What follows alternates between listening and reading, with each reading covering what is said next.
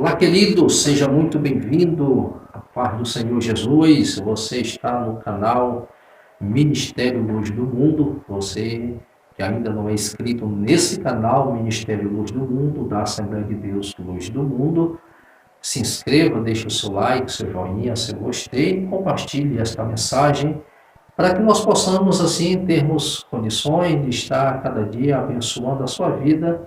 E se os estudos têm sido bênção para a sua vida, que você possa se inscrever como forma de gratidão a Deus. Nós estamos com a lição de número 8, 20 de fevereiro de 2022. O tema é um tema muito desafiador, que é a lei e os evangelhos revelam Jesus. A lei e os evangelhos revelam Jesus. Por quê? Porque a lei, ela apontava para o Messias. As Escrituras, a Torá, os profetas, os Levins, os Ketuvins, falam a respeito do Messias. Então, a lei e os evangelhos falam de Jesus. É importante que o próprio Jesus, ele mencionou por várias vezes nos seus sermões, nos seus discursos, o Antigo Testamento. Ele mencionou a lei, ele cumpriu a lei, porque a própria palavra de Deus diz que a lei não salva, mas observamos que a salvação é por meio da graça em Cristo Jesus. Mas vamos observar que toda a Escritura, ela fala a respeito de Jesus, tanto no Antigo Testamento quanto no Novo Testamento. É importante que no Antigo Testamento há as instruções para que o povo de Deus ele viessem obedecer a palavra de Deus, submeter ao senhorio do Senhor, não ter outros deuses diante deles. Observe o texto áureo desta lição. Ela diz assim: ouve Israel, o Senhor, nosso Deus, é o único Senhor. A primeira coisa que ele diz: ouve Israel, o Senhor, o nosso Deus, é o único Senhor. Observamos que a palavra de Deus adverte: não terás outros deuses diante de ti. O Senhor sempre vai recomendar ao seu povo que eles não deveriam adorar outros deuses. Não terá outros deuses diante de mim. Ou seja, não façam para vocês ídolos. Não tome deuses para vocês como Deus, para que vocês o adorem, porque vocês já têm um Deus. E o Deus de vocês é único e verdadeiro. Por isso que nós vamos ver no trajeto do povo de Deus, eles sempre se deparando diante de punições de Deus, justamente porque eles deixaram de obedecer essa palavra. Eles colocaram diante do Senhor outros deuses, e isso é uma afronta ao Senhor. A verdade prática diz assim: a lei não salva. Deixe isso bem claro: a lei não salva, mas esboça o plano da redenção em Cristo, confirmado nos evangelhos. Paulo ele diz que a lei não salva, mas a lei ela conscientiza, ela revela o pecado desse homem. E uma vez a lei revelando o pecado desse homem, em vez do homem se afastar do pecado, porque a lei revelou, o homem queria conhecer o pecado. Olha como o homem sempre está querendo andar na contramão daquilo que Deus tem estabelecido. A lei e os evangelhos pertencem respectivamente ao Antigo e ao Novo Testamento. São livros sagrados de origem divina que integram o cânon das Escrituras. Possui igual autoridade como regra de fé e prática, porém com funções distintas. Os preceitos e as narrativas da lei, ela tem aplicações nos evangelhos. Na lição de hoje, estudaremos a relação entre o Pentateuco e a mensagem de Cristo. Observe que o comentador deixa isso bem claro, que tanto a lei e os evangelhos, o Novo Testamento, são livros sagrados de origem divina. Tanto a lei, tanto o Pentateuco, a Torá, que é conhecida como os judeus até hoje, e os evangelhos são de origem divina. Cada um, tanto o Antigo Testamento quanto o Novo Testamento, tem a sua importância, tem a sua validade, são divinos, servem para o povo de Deus. O Antigo Testamento, ele estava apontando para as coisas futuras, e observe que o Novo Testamento é a completude tanto das profecias, o cumprimento daquilo que no Antigo era sombra. O Novo Testamento é a revelação de Deus para esse homem. É importante que nós vamos observar logo no primeiro ponto o Pentateuco e a lei de Deus. O Pentateuco e a lei de Deus. Observe que são os 5 primeiros livros: Gênesis, Êxodo, Levítico, Número e Deuteronômios. Nós vamos observar que é isso que eles chamam de Torá. E era justamente a Torá que é a base do ensino, da instrução e de condução do povo judeu. Ele tem a Escritura, a Torá, como a base de instrução, de ensino e de direção. A base deles é justamente a Torá para esses segmentos, para as suas vidas. E é importante que o item 2 ele fala da grandeza da lei. Por quê? Porque a lei, a grandeza da lei, ela está sob 3 aspectos. Nós vamos observar o primeiro aspecto moral. É justamente isso que fala das que possuem validade permanente para todos os povos. Observe que as leis, ou seja, esse aspecto moral que possui essa validade. O homem é regido pela lei do Senhor. Trata-se das coisas que traz para esse homem benefícios, traz para esse homem testemunhos.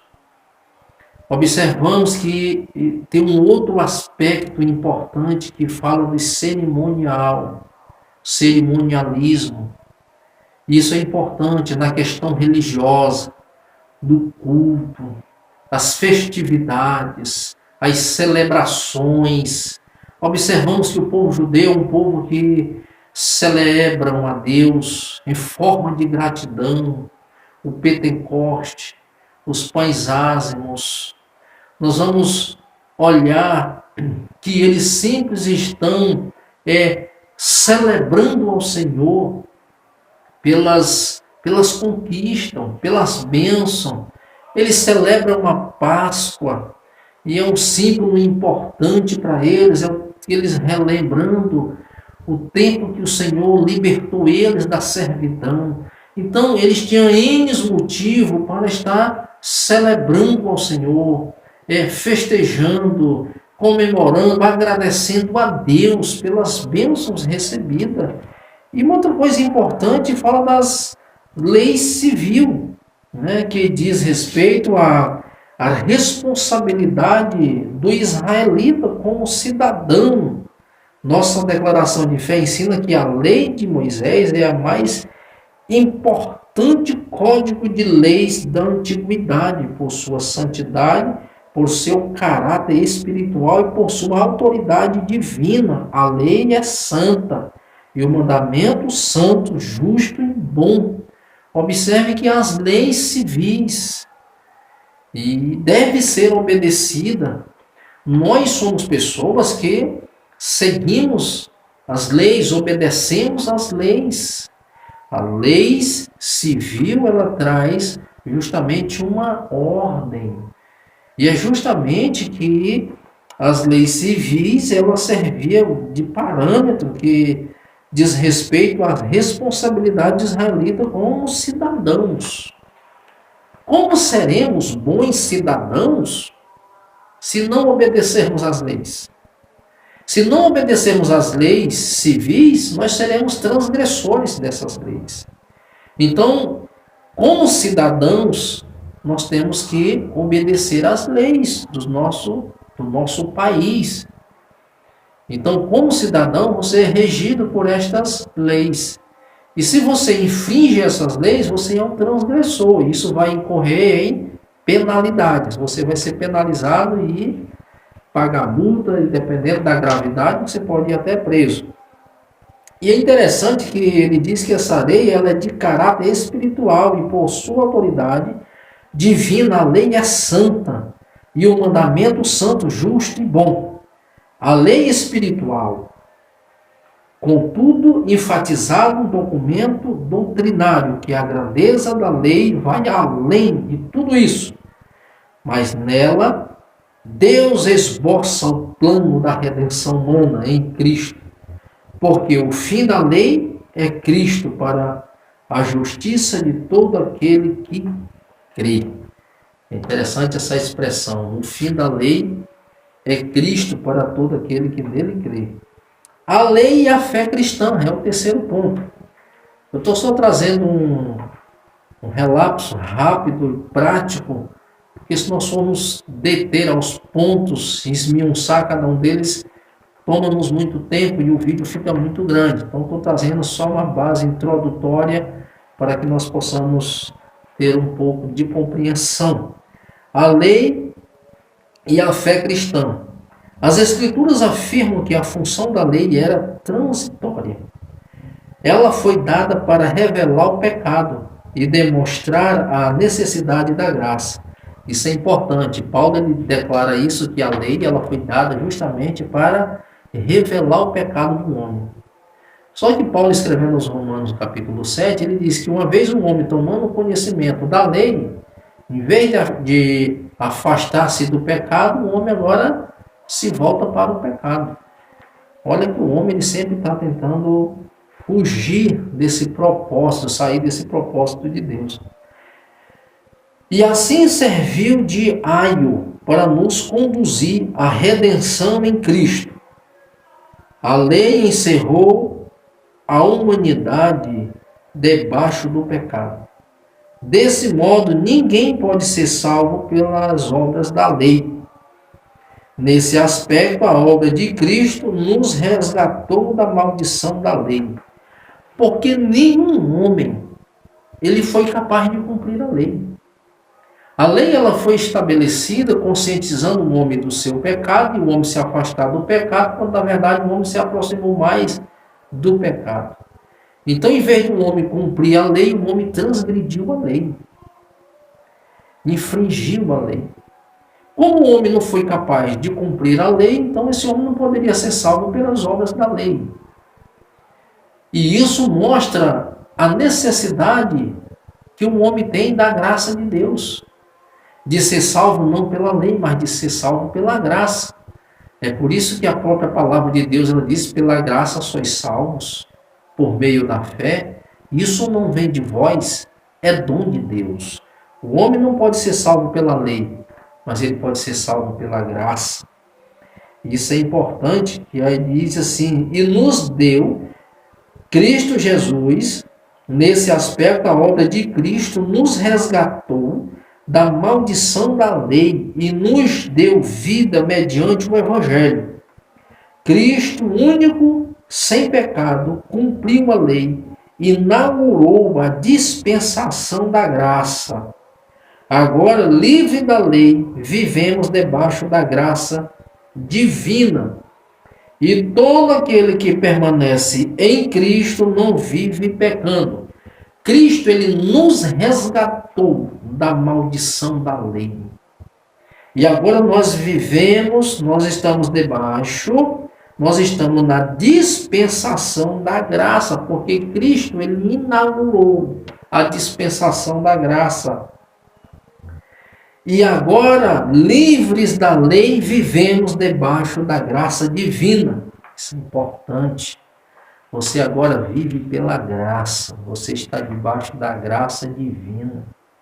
E é importante que a graça de Jesus Cristo, enquanto a lei, ela poderia condenar o homem mais santo, ela poderia condenar o homem mais justo, e a graça de Cristo, ela pode absorver o mais vil pecador. Aquele que está condenado, aquele que está debaixo de uma condenação, se ele está debaixo desse chuveiro da graça, ela purifica os seus pecados. Cristo perdoa. Cristo resgata esse homem, regenera esse homem. Esse é o benefício da graça do Senhor Jesus Cristo na vida do ser humano, na vida do homem. Enquanto a lei pode condenar um homem mais justo, a graça pode salvar o mais vil pecador. O segundo ponto, isso é importante, nós falamos sobre a lei, o Pentateuco, agora nós vamos falar dos evangelhos. A mensagem de Cristo. Isso é importante. O conceito de evangelho, termo evangelho, de origem no grego euangelion, que é o significado de boas novas, refere-se à mensagem do reino de Deus e da salvação por meio de Cristo Jesus. Evangelho, boas novas. O próprio Jesus, ele trouxe para nós boas novas de salvação. Trouxe uma mensagem diferente. Não uma mensagem condenatória, mas uma mensagem que conscientiza o homem dos seus pecados e absorve.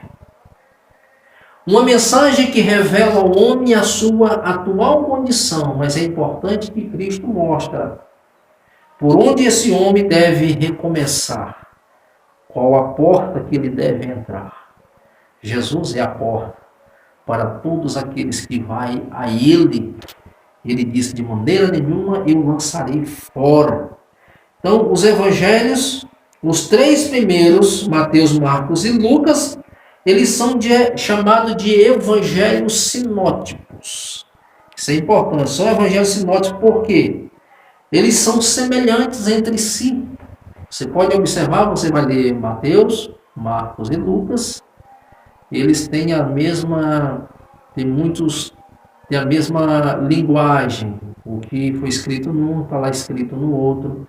Então, como muitos historiadores e pesquisadores dizem que Marcos ele foi escrito primeiro,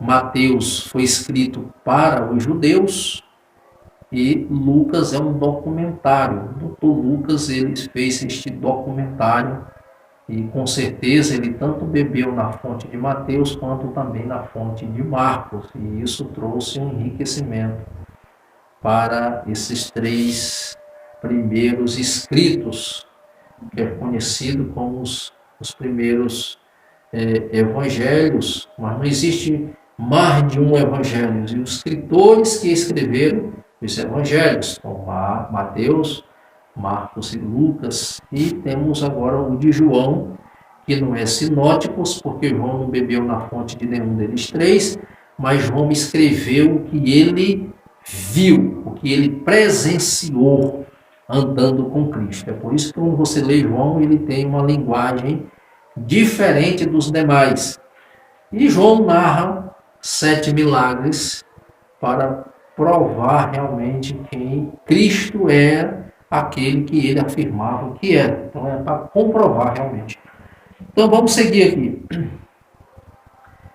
O ponto 2 diz assim: a mensagem do reino de Deus.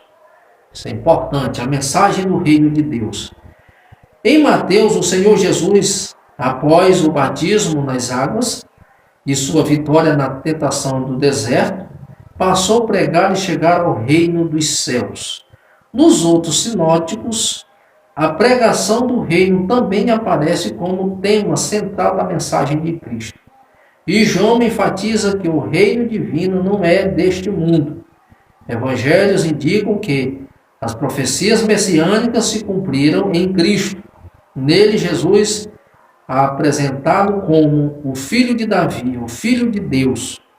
Sua vinda inaugura o começo do reino que requer a conversão dos pecadores. O reino aponta para a soberania de Deus sobre todas as coisas no presente e no futuro. Então essa é a mensagem do reino de Deus. Cristo, ele, após ser batizado, vencer Satanás lá no deserto, então ele volta e começa a pregar a palavra de Deus, dar seguimento àquilo que João Batista já tinha começado a fazer. João Batista é o precursor de Jesus Cristo. É interessante que a mensagem de Jesus ela tem a semelhança com a mensagem de João. João convidava o povo ao arrependimento, e aqueles que se arrependiam, e a forma mais declaravam o seu arrependimento, e a forma mais concreta de que tinham se arrependido, que eles iam lá e se batizavam. Então, observe que as pessoas desciam para o Jordão para ser batizado por João. E é importante que Jesus, quando ele volta, ele prega a mesma mensagem que João pregou. Ele diz: terra de Zebulon, terra de Naftali, Galileia do Gentio, povo que jazia em treva, raiou-lhes a grande luz. E aí diz: e desde então começou Jesus a pregar: arrependei-vos, porque é chegado a vós o reino dos céus. João Batista convidava o povo ao arrependimento. Jesus convida o homem ao arrependimento para que possa mudar de fato de vida. Pedro, quando prega em Atos capítulo 2, ele diz: arrependei-vos e vos converteis para que venha o tempo de refrigério. Pedro está dizendo: arrependei-vos e vos converteis para que venha de fato o tempo da restauração. Refrigério ali é restauração, para que vocês sejam restaurados. 3. A mensagem da salvação. Nos Evangelhos de Jesus, identificado por 3 títulos principais: Salvador, Cristo, Senhor. Mateus registra que ele veio para salvar o povo dos pecados. Marcos afirma que é preciso crer em Cristo para ser salvo. Lucas assevera que ele veio salvar o que estava perdido. João declara que ele é o Salvador do mundo. Por isso, a mensagem da salvação é um ato de amor da graça divina pelos méritos de Cristo. Os elementos dessa salvação incluem a fé no sacrifício de Cristo, arrependimento de pecados e novo nascimento. Então isso é importante. A mensagem da salvação. Ouve a palavra de Deus, se arrepende, confessa e deixa. E a Bíblia diz: alcança a misericórdia. Porque a mensagem de Cristo é para resgatar esse homem, para trazer esse homem de volta a Deus. E como é que eu posso voltar-me para Deus? Me arrependendo, confessando o meu pecado e deixando as velhas práticas e me voltando para Cristo. Porque a mensagem de Cristo é essa.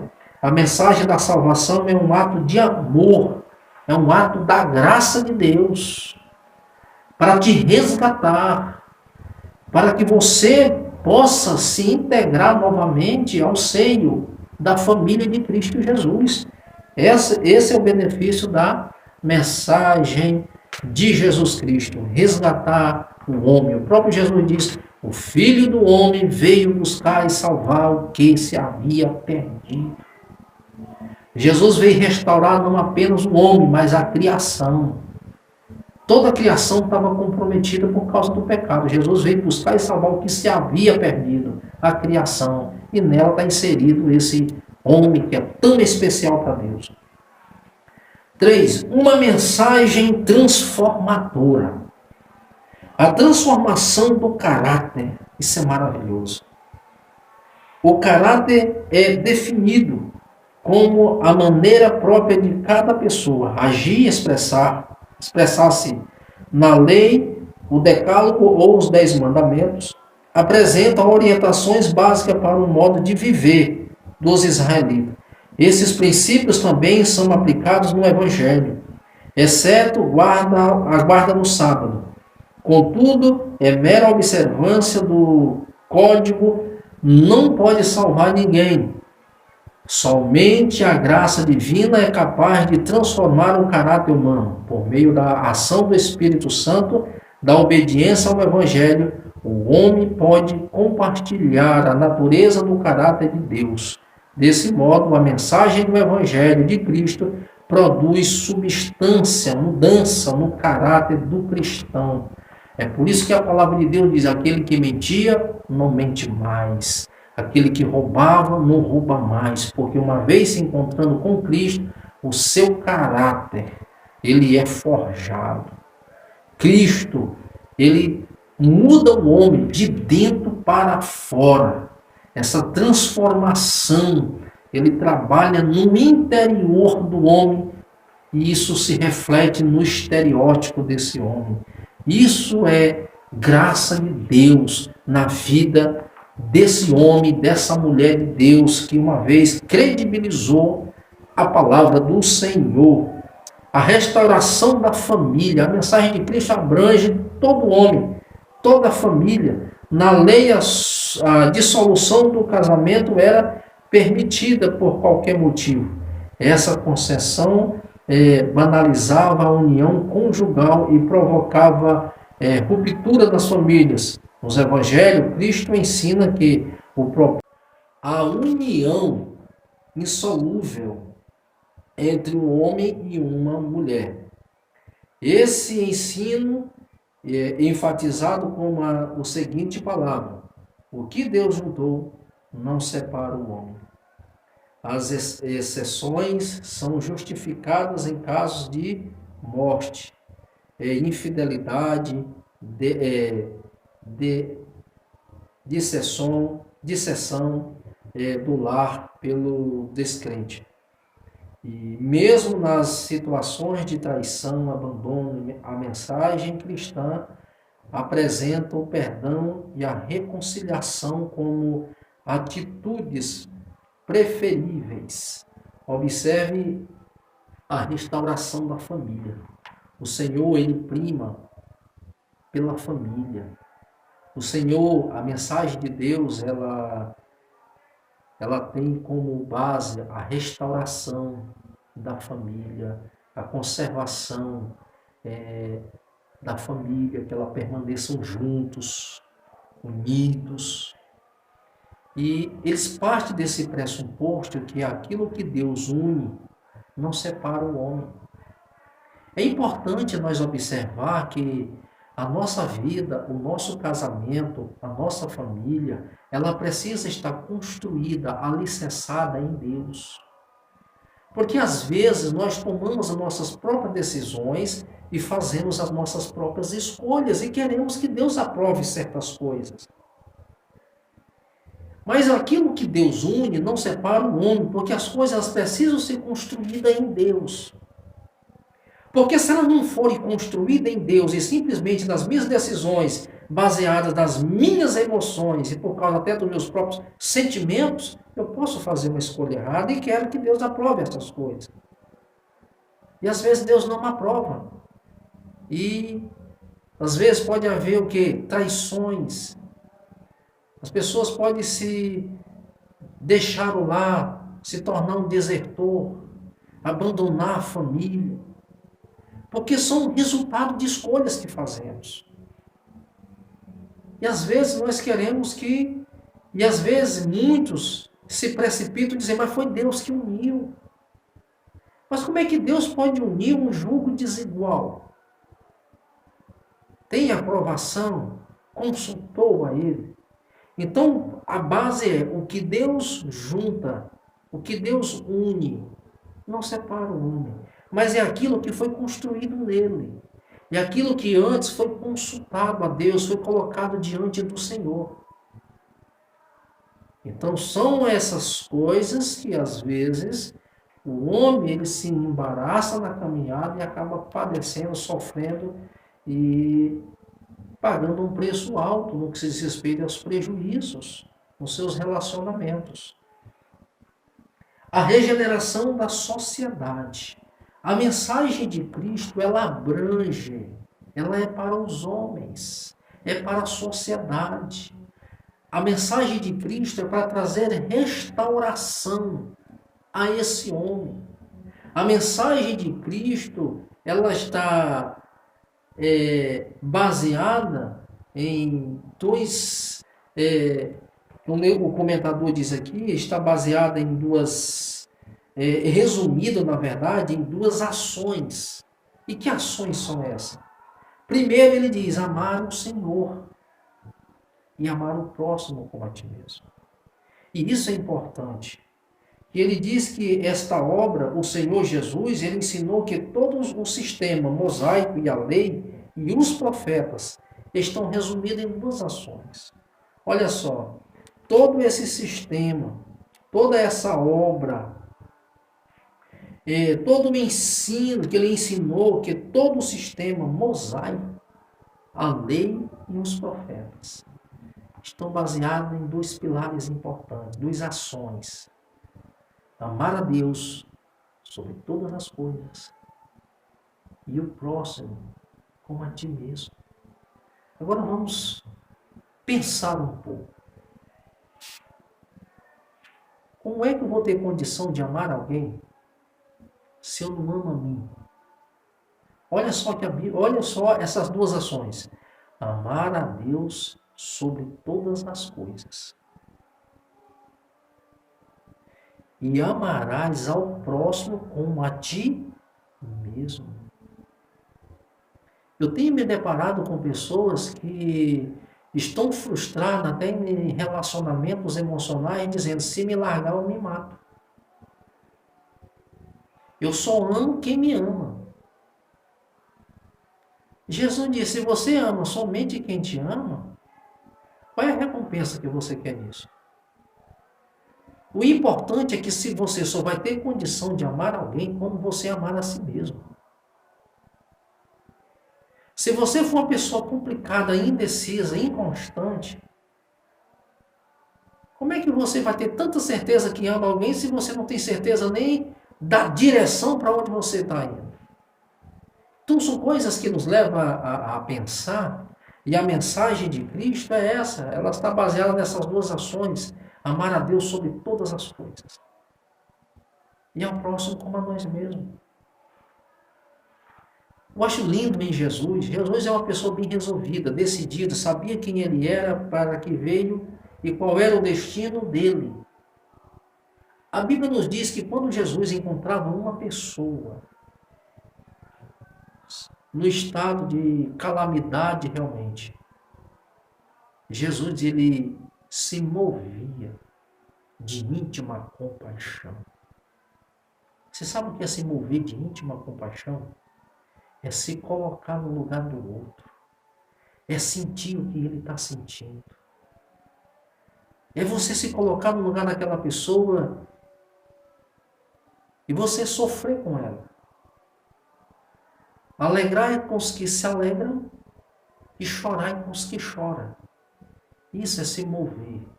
Isso é estar disposto a amar alguém como a nós mesmos. Se alguém está alegre, se alegre com ele. Mas se ele está triste, se ele está chorando, chore com ele. Você está se colocando no pé de igualdade com essa pessoa e não superior ou melhor do que ela. A conclusão da nossa lição, ela diz assim. A função da lei era transitória. Ela revela o pecado, mas também aponta o plano da salvação em Cristo. O Senhor Jesus nos libertou da condenação da lei. Nos evangelhos e as boas novas dessa salvação estão reveladas em suma as obras da lei, não justificam, mas pela graça somos salvos, por meio do arrependimento e da fé em Cristo Jesus. Que Deus abençoe a sua vida, que o Senhor Jesus te dê graça. Continue assistindo nossos vídeos. É uma breve introdução, como eu disse no início, não temos tempo de nos aprofundar em cada ponto para trazer algo mais enriquecido para você, mas são pontos importantes. Eu tenho certeza que essa simples palavra ela pode abrir o teu entendimento para você refletir em algo maior e melhor para a sua vida. Que Deus te abençoe. Quero fazer aqui o convite, você que ainda não é inscrito. Se essa videoaula tem sido bênção para você, se inscreva como forma de gratidão e compartilhe esta mensagem em nome do Senhor Jesus Cristo.